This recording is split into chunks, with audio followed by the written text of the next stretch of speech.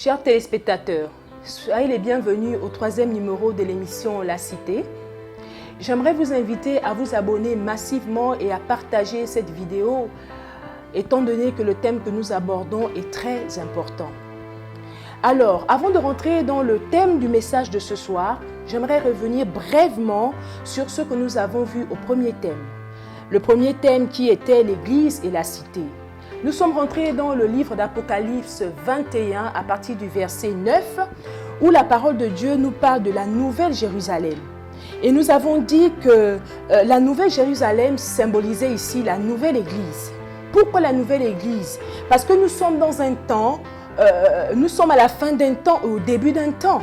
Et mais lorsque nous sommes à la fin d'un temps et au début d'un temps, Dieu suscite toujours la voix prophétique afin de nous faire connaître sa pensée. Donc ici, la Nouvelle Jérusalem symbolise la Nouvelle Église dans les temps eschatologiques dans lesquels nous sommes. Et nous avons dit également que le roseau d'or symbolisait Covid-19. Nous avons dit que à travers de ce roseau, le Seigneur est en train de mesurer l'Église sur sa dimension spirituelle, sur sa dimension économique, sociale et culturelle. Et nous avons vu également que dans ce texte, l'ange ne s'est pas limité à mesurer uniquement l'Église, mais cet ange mesure également la cité. Et nous avons dit ici qu'il mesure ce qu'il y a à l'intérieur de la cité, ce qu'il y a autour de la cité. Et nous avons dit ici que dans la cité, il y avait les portes qui symbolisent les autorités, la muraille qui symbolise le peuple. Donc, avec cette pandémie Covid-19, tout le monde est mesuré. Tout le monde est mesuré. Mesuré sur la dimension spirituelle, mesuré sur la dimension économique, mesuré sur la dimension sociale et culturelle. J'aimerais ouvrir avec vous Luc chapitre 18 à partir du verset 8. C'est Jésus qui parle. La parole de Dieu déclare ceci. « Mais quand je viendrai, trouverai-je la foi sur la terre ?» C'est-à-dire, mais pendant ces temps de pandémie, ce que le diable veut ôter à ta vie, ce que le diable veut ôter dans ta vie, c'est ta foi.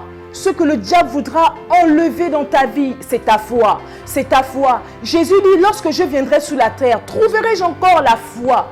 Pendant cette pandémie Covid-19, il y a tellement de turbulences, il y a tellement de tribulations, il y a tellement de persécutions que le diable travaille à ce que l'Église puisse perdre la foi. Mais j'aimerais t'exhorter ce soir à ne pas perdre ta foi. Parce que la Bible nous dit ceci. Or, sans la foi, il est impossible d'être agréable à Dieu. Si nous perdons la foi, avec quoi allons-nous être agréables à Dieu? Voilà pourquoi je vais t'exhorter à garder ta foi pendant ces temps où Dieu est en train de mesurer, pendant ces temps où l'Église est en train d'être éprouvée, pendant ces temps où les nations sont en train d'être éprouvées. Bien-aimé, tu ne dois pas perdre ta foi. Je vais t'exhorter ce soir à ne pas perdre ta foi. Tu dois demeurer ferme. Tu ne dois pas perdre ta foi parce que nous sommes agréables à Dieu à cause de notre foi. Et la Bible dit également dans Hébreux 11 à partir du verset 1, « Or la foi est une ferme assurance des choses que l'on espère et une démonstration de celles qu'on ne voit pas. » Si tu perds ta foi, avec quoi vas-tu posséder les promesses? Si tu perds ta foi, avec quoi vas-tu rentrer dans ton Canaan? Si tu perds ta foi, avec quoi vas-tu réaliser les promesses du Seigneur dans ta vie?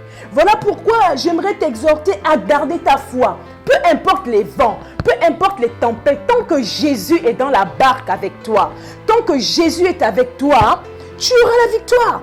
Et la Bible nous dit également dans Hébreux 11, à partir du verset 32, « Bien aimé que Gédéon, Barak, Samson, Jephthé, David vainquirent les royaumes. » La Bible dit, pour l'avoir possédé, les anciens ont obtenu un témoignage favorable. Bien aimé, j'ai tenu à ouvrir avec ce passage, Luc 18, verset 8, parce que pendant ces temps de pandémie, pendant ces temps difficiles, ce que le diable veut ôter à l'Église, c'est sa foi. Or, nous avons besoin de notre foi. Nous avons besoin de notre foi. Je vais t'exhorter à garder ta foi. Ne perds pas ta foi pour l'avoir possédée. Les anciens ont obtenu un témoignage favorable. Notre thème de ce soir est l'Église et la notion du patriotisme. L'Église et la notion du patriotisme. Nous ne sommes pas des extraterrestres. nous ne sommes pas des extraterrestres. Nous confondons souvent ce verset où Jésus dit « Vous êtes du monde, mais vous n'appartenez pas au monde ». Mais lorsque Jésus parle de cela, Jésus vous dit « Vous êtes dans le monde, mais vous vivez avec un autre système de pensée, un autre système de valeurs. » Mais ici, Jésus ne nous exclut pas de la vie de la patrie, Jésus ne nous exclut pas de la vie de la cité. Voilà pourquoi il était important pour moi, après le thème sur le rôle de l'Église dans la cité, de revenir sur la notion du patriotisme. Bien aimé, je crois que cette notion est une notion très importante. Je ne vais pas définir ici le mot patriotisme parce que nous savons ce que ça signifie. Je vais rester sur sa dimension qui est le niveau de l'amour. L'amour, bien aimé, lorsque nous avons l'amour pour une nation, le patriotisme nous renvoie à l'amour de la nation. Nous ne pouvons pas travailler pour la cité, nous ne pouvons pas travailler pour les nations si nous n'avons pas l'amour. La notion du patriotisme nous renvoie à l'amour de la nation, à l'amour de la cité. Si nous n'avons pas d'amour, nous ne pouvons pas travailler par rapport à nos nations. Si nous sommes remplis d'égoïsme, si nous sommes remplis d'hypocrisie, j'aimerais souligner que Dieu aime la notion du patriotisme. Vous allez voir que dans les Saintes Écritures, lorsque Dieu vient vers Abraham, lorsque Dieu veut qu'Abraham quitte sa patrie et pour aller dans une autre nation, la première chose que Dieu va demander à Abraham, c'est de quitter sa patrie. Quitte ta patrie, quitte ton pays. Dieu savait que Abraham avait un attachement par rapport à sa patrie. Abraham avait un attachement par rapport à l'endroit où il est né, par rapport à la maison de son père, par rapport à la nation dans laquelle il est né. Donc ici, le premier sacrifice que Dieu demande à Abraham, c'est de quitter sa patrie. Mais ce n'est pas facile de quitter sa patrie. Ce n'est pas facile de quitter l'environnement dans lequel nous sommes nés. Ce n'est pas facile de pouvoir quitter cet environnement. Mais c'est la première chose que Dieu demande à Abraham, de quitter sa patrie. Donc ici, je soulève ce verset biblique pour vous montrer la notion du patriotisme, la notion de la patrie. La notion de la patrie, ça a été difficile pour Abraham de partir, mais Abraham a obéi à Dieu. Abraham a obéi à Dieu. Et vous allez remarquer que lorsque nous lisons nos Bibles, le peuple d'Israël est un peuple très patriote, attaché à la notion de la patrie. Dieu ne nous appelle pas seulement à nous développer dans le temple. J'aimerais dire ceci, que le temple n'est que comme une station d'essence, c'est-à-dire où nous venons prendre l'essence pour pouvoir aller dans la nation afin d'impacter la nation. Dieu ne nous appelle pas à demeurer dans le temple. Oui, c'est une chose pour moi de pouvoir être à l'accueil, à la sécurité. Il faut bien qu'il y ait des ouvriers qui participent à la vie du culte, des ouvriers qui participent à la vie du temple. Mais notre impact n'est pas au niveau du temple. Notre impact est au niveau de la cité. Notre impact est au niveau des nations. Voilà pourquoi je voudrais revenir sur la notion du patriotisme. Le patriotisme nous renvoie à l'amour de la nation. L'amour de la nation. L'amour de la nation. Il y a un chant que j'écoutais au début de ma conversion, qu'on a l'habitude de chanter. Ma patrie est dans les cieux. Oui, c'est vrai que notre patrie est dans les cieux. Mais avant d'aller dans la Nouvelle Jérusalem, déjà, la Nouvelle Jérusalem ne sera pas au ciel, elle sera sur terre. Il y aura une nouvelle terre et de nouveaux cieux. Mais avant de rentrer dans cette patrie qui est la Jérusalem éternelle, le Seigneur nous a envoyés dans une nation. Le Seigneur nous a mis dans une cité, le Seigneur nous a mis dans un environnement. Donc, en tant que citoyens du royaume de Dieu, il est important pour nous de comprendre la notion du patriotisme. Il est important pour nous d'avoir l'amour de la nation. Mais c'est une chose d'aller dans son lieu de travail et de travailler pour la nation. Plusieurs vont dans leur lieu de travail, mais travaillent certainement pour leur ventre, travaillent certainement pour leurs ambitions personnelles. Mais Dieu aimerait voir une église qui a le fardeau de la nation, une église qui a en elle la dimension patriotique, une église qui a en elle cette dimension. Et j'aimerais vraiment exhorter l'église à revenir à cette dimension. La Bible nous dit dans le livre de Marc, chapitre 13, à partir du verset 54, la Bible nous dit ceci, que Jésus lui-même alla dans sa patrie. Jésus lui-même est allé dans sa patrie. Jésus lui-même est allé dans sa patrie pour pouvoir exercer le ministère, pouvoir toucher des vies. Jésus lui-même est arrivé dans sa patrie. J'aime lire les Saintes Écritures. La Bible nous recommande d'être comme les chrétiens de Bérée qui avaient l'habitude de regarder eux-mêmes les Saintes Écritures. Donc ici, dans le livre de Matthieu chapitre 13, à partir du verset 54, on nous parle ici de Jésus rejeté à Nazareth. Jésus rejeté à Nazareth, on nous dit au verset 54, il se rendit dans sa patrie et il enseignait dans la synagogue. De sorte que ceux qui l'entendirent étaient étonnés et disaient. Ici, la suite de ce verset n'est pas mon message. Mon message est basé sur la dimension de la patrie. Elle dit, Jésus est allé dans sa patrie. Donc Jésus était patriote également. Jésus également était patriote. Ne vivons pas comme des extraterrestres. C'est-à-dire, nous ne sommes pas des martiens. Nous ne sommes pas des martiens, ne vivons pas comme des extraterrestres. Et voilà pourquoi nous sommes tellement focalisés dans le temple. Vous allez voir des gens se battre dans le temple pour des positions, pour occuper un espace, pour occuper un environnement. Or que l'espace de la cité est tellement vaste. La nation est tellement vaste. C'est là-bas où Dieu nous attend. C'est là-bas où Dieu nous attend. Nous, avec notre système de valeurs. Jésus a dit, vous êtes du monde, mais vous n'appartenez pas au monde.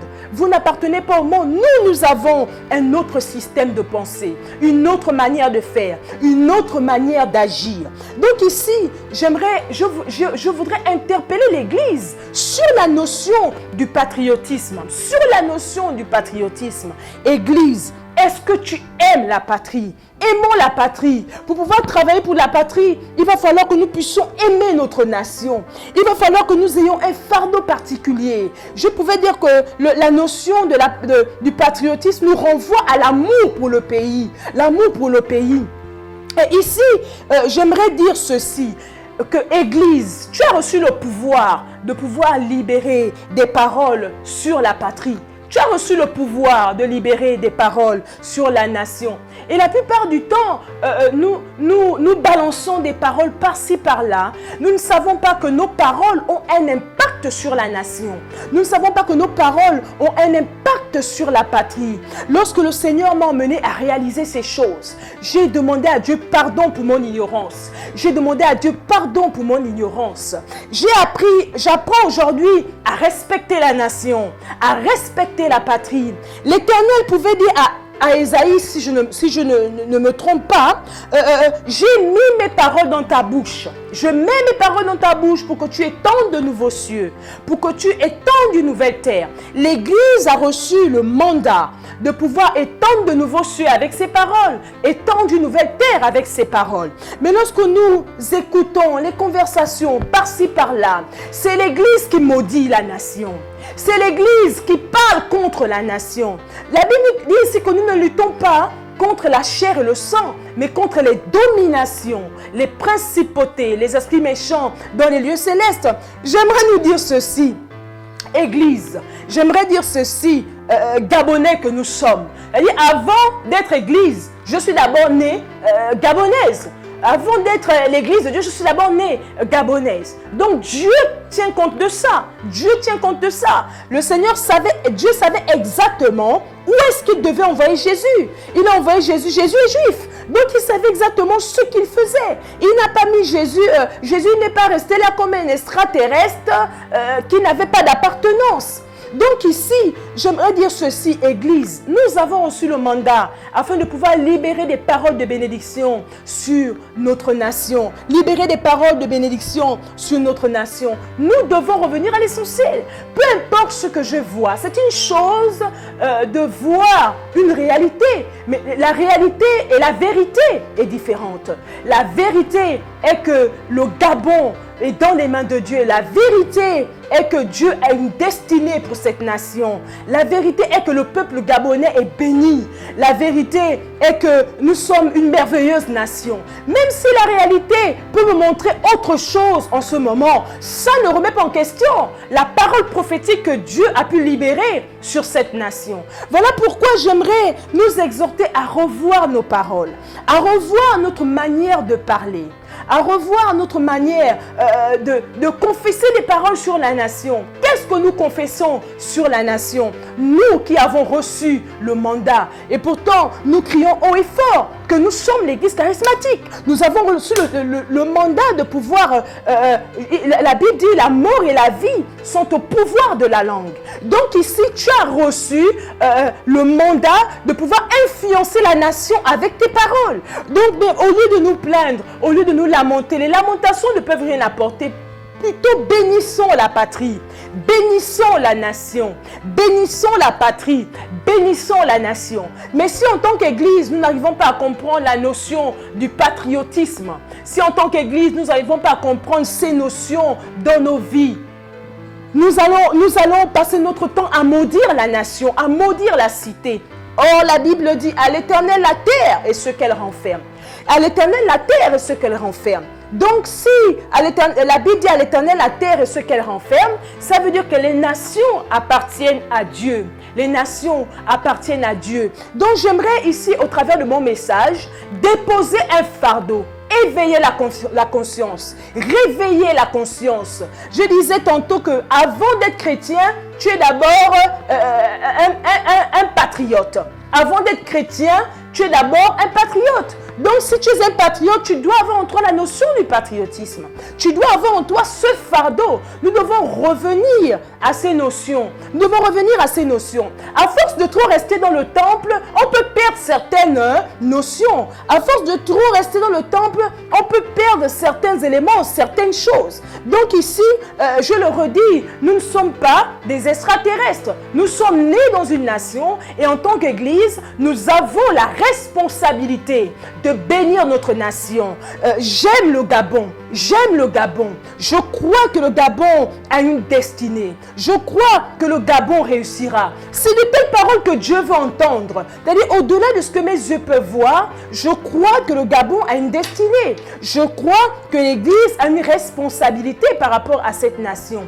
Voilà pourquoi ce soir, j'ai voulu nous interpeller au travers de ce message, afin que nous puissions comprendre la profondeur, la hauteur, la largeur et la longueur de la notion du patriotisme.